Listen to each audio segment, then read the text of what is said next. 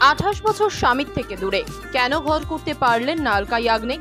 গানের জগতে সফল হলেও সংসার জীবনে কেন ব্যর্থ থেকে গেলেন, চলুন সেই বিষয়ে জেনে নেওয়া যাক। আলকা ইয়াগনিকের আলাদা করে পরিচয় দেওয়ার কিছু নেই। জনপ্রিয় গায়িকা, 1114টি ছবিতে কাজ করেছেন, গেয়েছেন 2486টির বেশি হিন্দি গান। 1966 সালে কলকাতার একটি গুজরাটি পরিবারে জন্ম। বিয়ে করেন শিলংয়ের ব্যবসায়ী নীরজ কাপুরকে।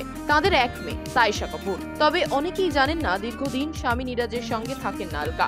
আলকা এবং নীরজের প্রথম দেখা হয় ট্রেনে, সেখান থেকে বন্ধুত্ব এবং ধীরে ধীরে প্রেম। দুজনেই তাদের সম্পর্কের কথা বাড়িতে জানান, কেউই আপত্তি করেননি। প্রেম গাঢ় হয়, দুজনে বিয়ের সিদ্ধান্ত নেন, কিন্তু এবার আপত্তি জানায় পরিবার। দুজনের ক্যারিয়ার সম্পূর্ণ আলাদা, বিয়ের পর সমস্যা হতে পারে এমনটা আন্দাজ করতে পেরেই আপত্তি জানিয়েছিলেন আলকার পরিবার।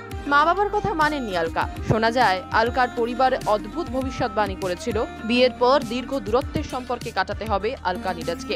এমনকি এর জন্য সম্পর্ক নষ্ট হওয়ার আশঙ্কাও করেছিলেন তারা, কিন্তু দুজনের কেউই এই বিষয়ে তোয়াক্কা না করে বিয়ের সিদ্ধান্ত নেন।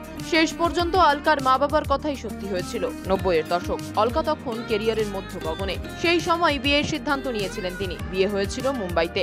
স্বামী নীরজ শিলং থেকে মুম্বাইতে আসেন, কিন্তু সেই সময় নীরজের ব্যবসা খুব একটা ভালো চলছিল না। বিয়ের কয়েকদিনের মধ্যেই তিনি ফিরে যান শিলংয়ে, আর আলকা থেকে যান মুম্বাইতে। মিডিয়া রিপোর্ট বিশ্বাস করলে এই কারণেই আলকা ইয়াগনিক এবং নীরজ কাপুর আলাদা থাকেন।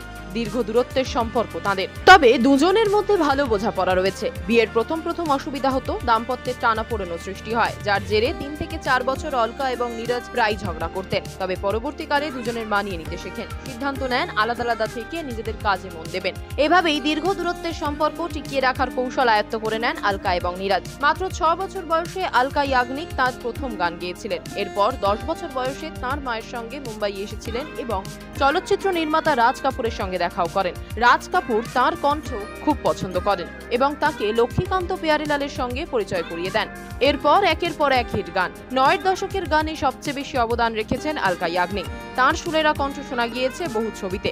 আলকা ইয়াগনিকের কণ্ঠে টিপ টিপ বরসা পানি, বলে চুড়িয়া, বড়ি মুশকিল হ্যায়, তেরি চুনারিয়ার মতো একাধিক আইকনিক গান মন কেড়েছে আলকা ইয়াগনিক, যাঁর সুরেলা কণ্ঠ 9-এর দশকের কথা মনে করায়। প্রেম থেকে বিরহ, জীবনের প্রতিটি মুহূর্তে তার কণ্ঠ মন জয় করেছে শ্রোতাদের।